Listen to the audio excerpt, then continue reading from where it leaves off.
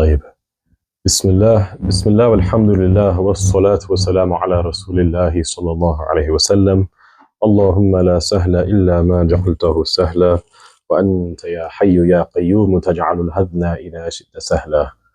Lillahi ta'ala, let's make sure we're in the session for the sake of Allah to earn His acceptance.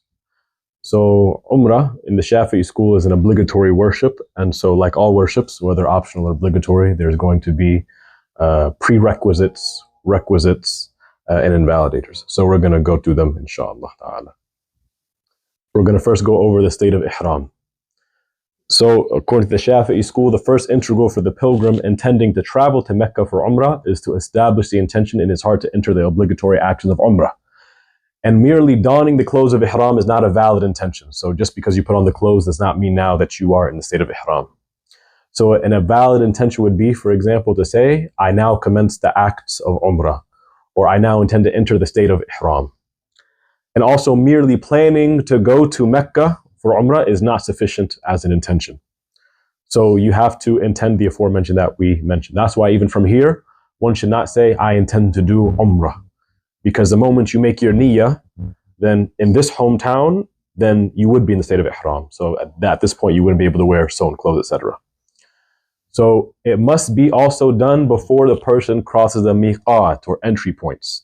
So if you want to see that picture we have, the first graphic, the Kaaba is a central location, and there's these different entry points all around that the Muslims historically would come from different regions to enter through that way.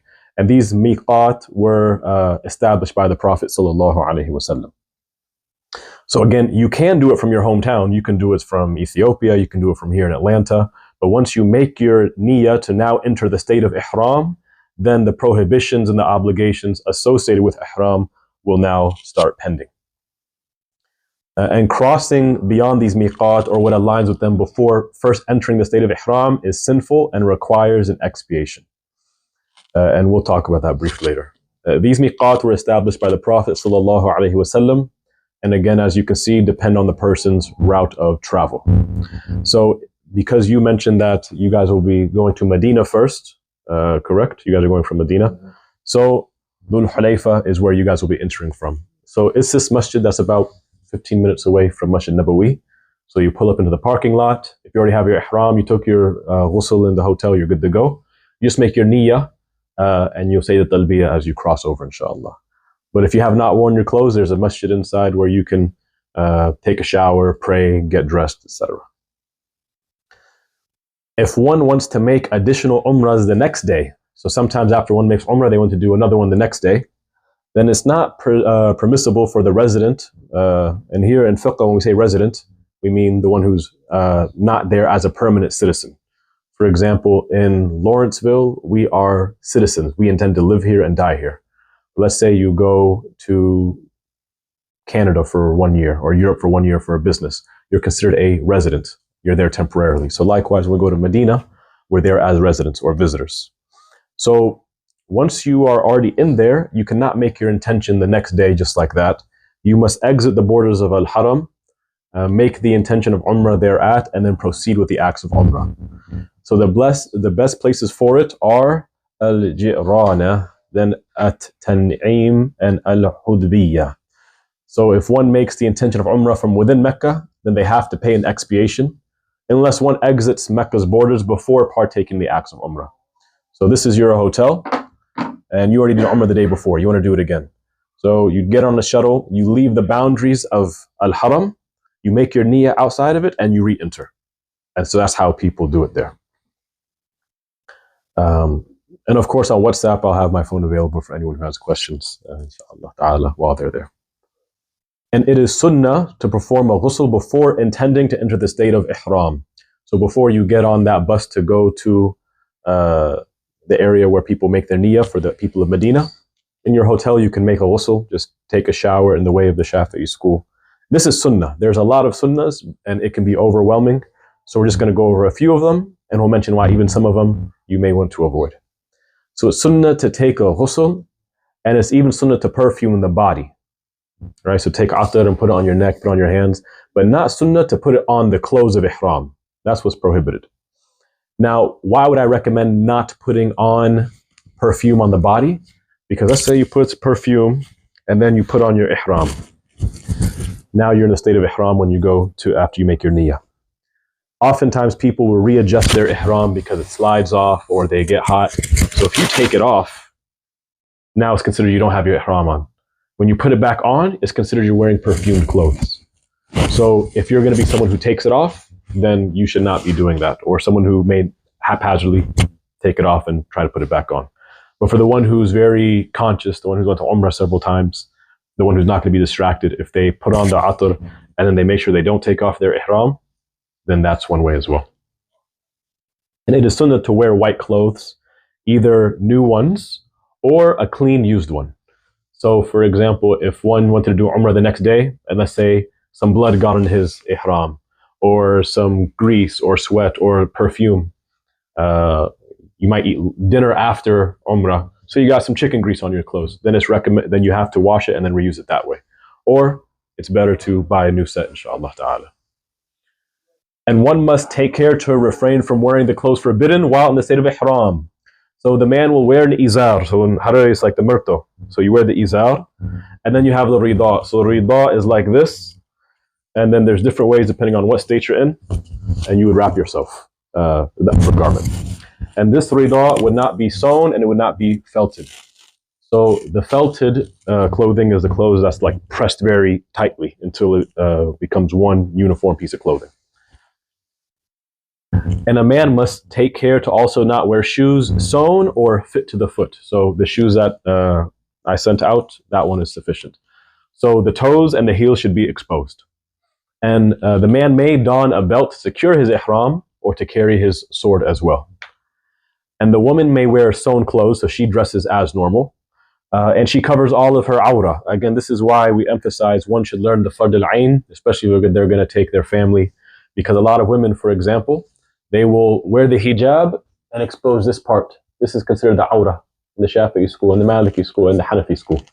I don't know about the Hanbali school. So if that's the case, then if she goes and does her tawaf, for example, while her chin is exposed, or her forearm is exposed, this is the awrah in the Syafi'i school, then her tawaf would not be valid. And also she may not wear gloves to cover her hands, although her sleeves may be long. So if her sleeve is long and it covers it, that's sufficient. But she cannot put on an actual glove. And she may not cover her face. And this is one of the proofs in the Shafi'i school that wearing the niqab is not obligatory, even if it's a COVID mask. So it doesn't matter if someone says it's COVID, even then that is haram for her to do. And before intending ihram, it is sunnah, so here's another good but not obligatory thing to do, to pray 2 raka'at with the intention of a sunnah salat for ihram. So you would do the Fatiha and Surah Al-Kafirun, then you do the Fatiha in the next cycle, and then Surah Al-Ikhlas. And then one would face the Qibla and say to oneself, I now start or engage in the actions of Umrah. And it is recommended to regularly recite the Talbiyah aloud for the man and a low voice for the woman. So once you're about to leave the station where the miqat is, you made your niyyah, you would say, Labbaik Allahumma labbaik, labbaik la sharika laka labbaik, innal hamda wan na'mata laka wal mulk la sharika lak. So these are beautiful words of Tawheed, and you would repeat it over and over again. And once you stop that, you would make some salawat. You would ask Allah to grant you the good deeds, the valid and rewardable deeds in this Umrah, to ask Allah for paradise, immunity from hellfire, and then any additional dua you may have for yourself or for others. So that is how one enters a state of ihram. Again, it's not merely just putting on the clothes or just entering and starting. Now, prohibitions in ihram are very straightforward. There's 8 prohibitions, and the first 6, you have to pay a fidyah. This is like a redemption payment if you breach these first 6. And if you fall into the last 2, then you'd have to pay a kafara, which is an expiation. So this is more severe. So of course, wearing perfume. Wearing perfume, using a perfume product like lotion or the soap in the hotel, Allahu a'lam why they provide scented perfumes. But if one forgot, because you forget the fact that you're in ihram, because that car ride or bus ride will be about 6 hours from Medina, then one would not be sinful in this case. Or if one does not know the substance has perfume. So there were some people with us, they started eating Turkish delights. So that has perfume in it.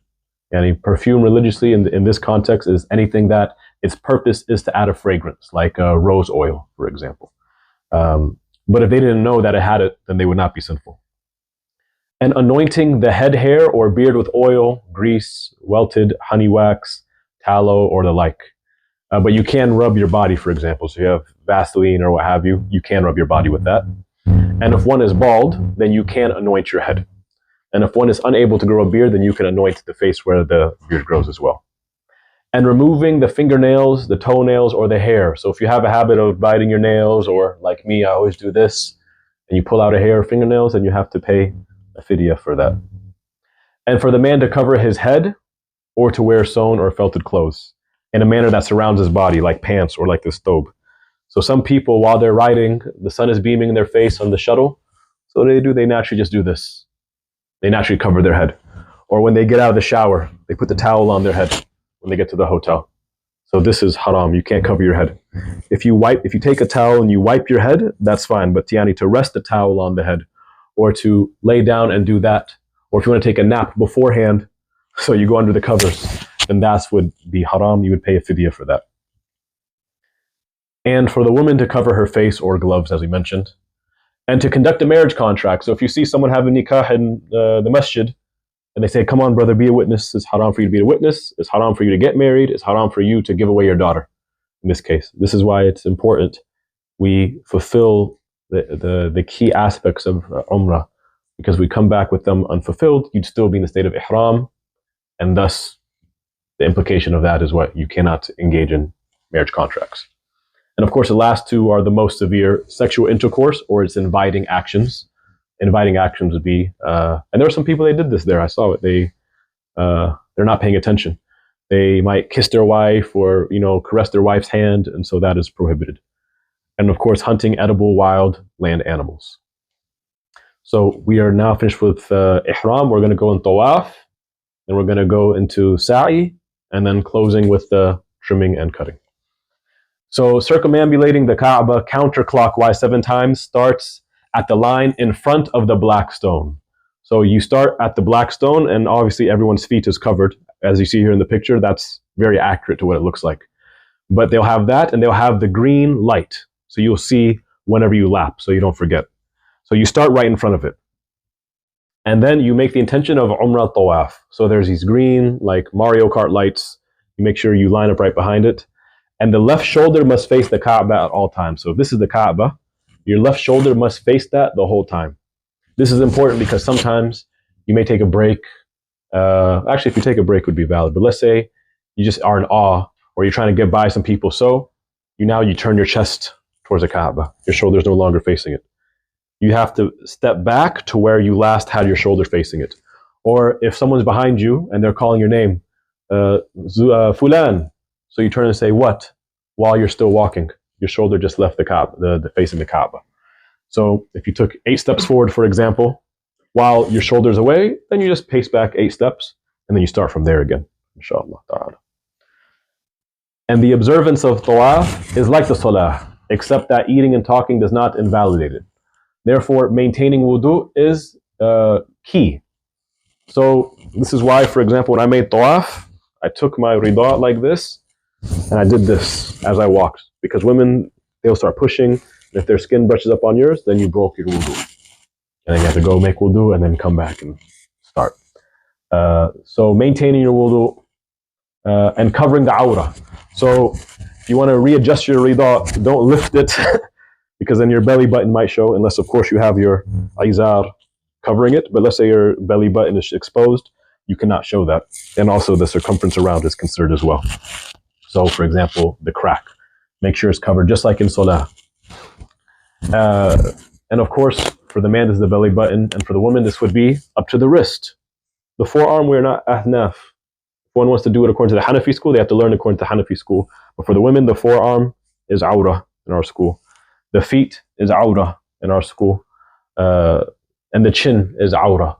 So if the woman exposes anything between here, this is considered awrah. Because in the Syafi'i school, what do we know?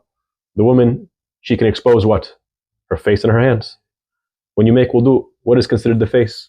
From the normal hairline to where the 2 jawbones meet, right here. This is not the face. So if she exposes this in salah, her prayer is not valid. And likewise, if she exposes this in tawaf, then her tawaf is not valid. واضح? And circumambulation, no matter how wide the circumference is valid as long as within the boundaries of the Haram mosque. I would suggest don't get too close because it's going to be very tight, and don't be too far from the Kaaba because then the circumference will take too long. Stay somewhere in the middle. That way you can easily go through without touching people and without taking too long. And because the Kaaba is in a valley, it used to be flooded many times before in the past. So it's valid by foot. You could swim around it if it were to be flooded. You can go by helicopter. And you'll see some platforms where people are being pushed around in a wheelchair. Those are all valid ways. And you are allowed to take breaks. You're allowed to take breaks, mashallah. Now, while making tawaf, not after your umrah is done, while making tawaf, one may be inclined to get close to the Kaaba on their last lap, for example, to touch it. And this would be haram. So you see here, this is the blue part, or the blue arrows in the picture, is called the shadharwan. Right? So al-shadharwan is considered inside the Kaaba. The original Kaaba goes out to this perimeter. So if any part of your body, such as your hand, hovers over that white slope while you're doing tawaf, let alone even touches the Kaaba, then you will have the judgment of circling in the inner perimeter of the Kaaba, yani as if you're doing tawaf inside the Kaaba, because that's the inner part of the Kaaba. So let's say, you, for example, in the 7th lap, you happen to make it close and you want to touch the Kaaba. Stop moving. You can touch it, and then you keep going. But yani, to keep walking while attempting to touch it, your hand would be hovering inside the boundary of the Kaaba. So one cannot be in or over the Kaaba while making tawaf. So in other words, had you been on the roof of the Kaaba, you can't make tawaf on the roof of the Kaaba. So in conclusion, the blue arrowed perimeter depicted is not valid to have your hand over at any moment whilst you're in the midst of doing your tawaf. And now you see the white semicircle below in the next picture. So this is known as Hijr of Ismail. So you see the people inside the Hijr. That area is considered inside the Kaaba as well. So if you are in there, if you're able to get in there, you have the judgment of having entered the Kaaba. So also, let's say during tawaf, you're able to slide in there, that's considered being inside. So that would not be valid. And also, this rule would include touching the black stone during tawaf. So there's two issues here. Aside from it being within the Kaaba, it is also no longer permissible to touch while in the state of ihram. Because the powers that be, what did they do? Every time they anoint it with perfume. And so if you're aware of this, touching it, you would have perfume on you. MashaAllah.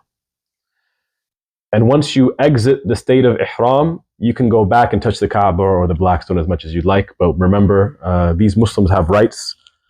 Many people feel like the only way they can touch it is if they are pushing and shoving. So we shouldn't commit a haram in order to do a blessed act like touching it. So we should be mindful of that. And so the final, or second to final part is the sa'i. So in 2007, if you see in this next picture, you see the white lane and the navy blue lane, or the royal blue lane. So this 2007 lane was the sa'i expansion, and it is definitively outside the boundaries, as the ijma' holds of all the 4 madhahib. It is outside the boundaries of Safa and Marwa. Safa and Marwa, they're not really mountains. They're more like mounts or hills. They're very, very small. And you'll see that later, inshallah ta'ala. And so this basement level depicted below is where Lady Hajar, radiallahu anha, the honorable mother of Prophet Ismail, sallallahu alayhi wasallam, she paced between these 2 small mounts in search of water for her infant son until they struck the well of Zamzam. So as you can see, it's very, very small. It's not large. It's not like Stone Mountain. That's the basement level. Allahu a'lam if it's open now, but as of January when we were there, it was closed off. That's the basement level. So it is also valid to do sa'i on the level 1 and level 2 as depicted below, because just like the Kaaba, when you're doing tawaf, there's people who they're in the wheelchairs and they're on different levels. As long as you can see it and you're within the boundaries, the air is considered the same judgment as the ground. So these also may be your only 2 options if the basement is closed off. So I would suggest going to level 2, the highest level, because there's significantly less people there, so you don't have to worry about being bumped into or anything like that. And now I have a video where I point out the lane on the far left, closest to the Kaaba, being within the original boundaries, directly above Mount Safa. So you saw the first image where, from the bird's eye view, you see the original Sa'i lane, and then you see the expansion. So when you get to here, let me see this video. Okay, I'll turn it, inshallah. So when you are doing Safa and Marwa, let's say I'm looking at it right here. The Kaaba is there, the new lane is over here.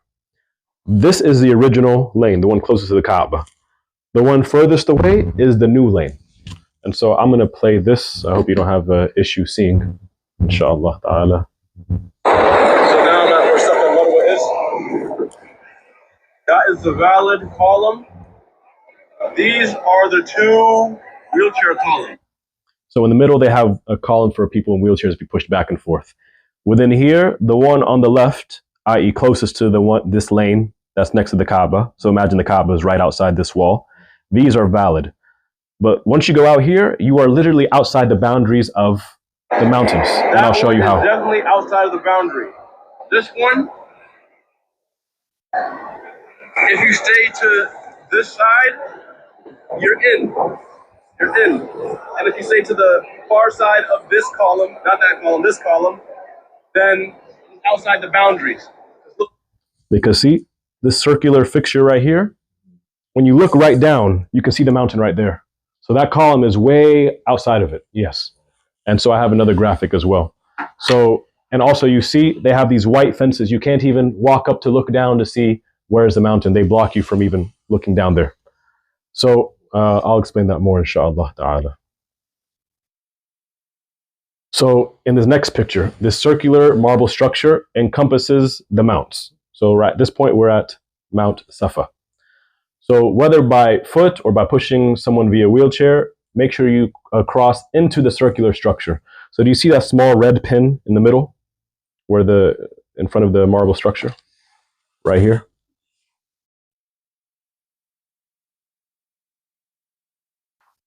The red pin, yes. So some people, they stop right in front of that. But remember, you have to cross into it. So what do many of the pilgrims do there? They just circle right back around. So if you follow these blue arrows, they circle around and they continue going back in that same lane of traffic that they just came from.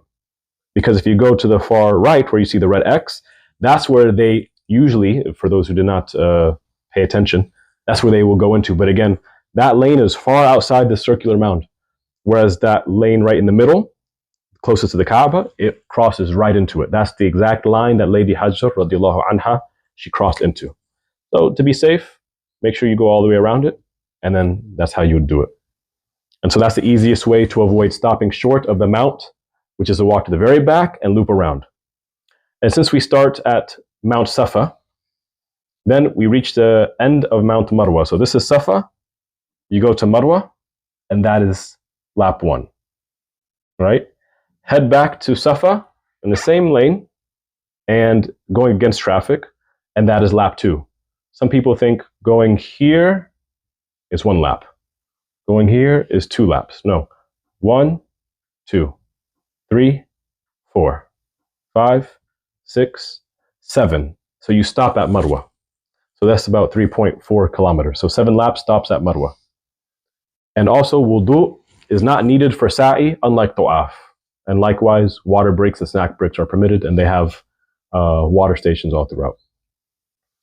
So in conclusion, stay in the exact same lane closest to the Kaaba, because that new lane on the right depicted in the video, and I'll send it to you, is definitively outside the boundaries. To the extent when 11 of the 13 Saudi clergymen alerted the board that this is definitively outside of the boundaries before they did the construction, they were actually fired from their positions. MashaAllah. So this is something known. Naam, one shouldn't worry, am I still in the state of ihram? Is my umrah invalid? According to other schools, even doing sa'i is optional.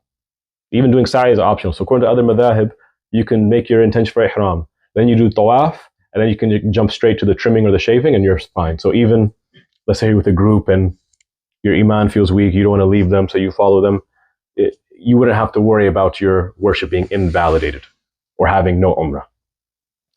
And now these green lights, that will be very clear in this next picture, that is where the men can fulfill the sunnah, so it's not obligatory. This is where they can fulfill the sunnah of picking up the pace or jogging a little bit. Because this is where Lady Hajar, radiallahu anha, she picked up the pace, pacing back and forth. And so you'll see some men pick it up. If they're exhausted, then they may not do it. MashaAllah. Now,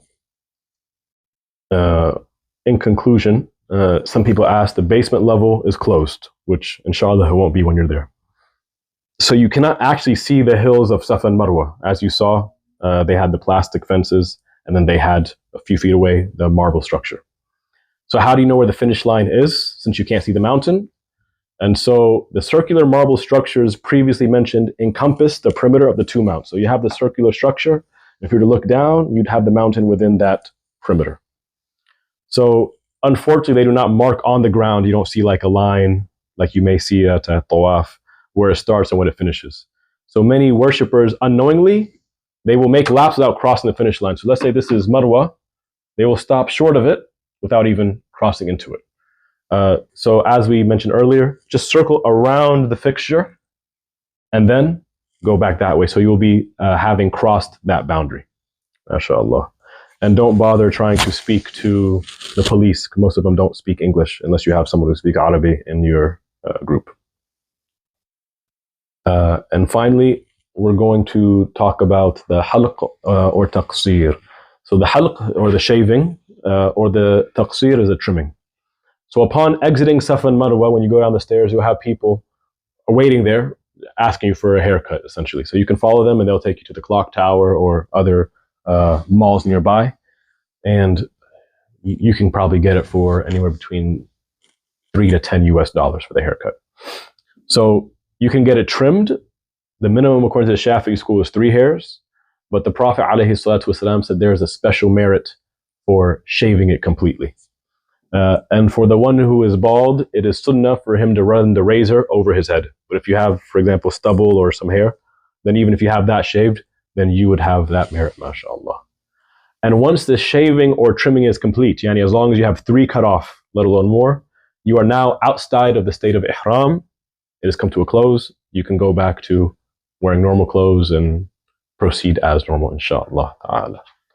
Wallahu musta'an.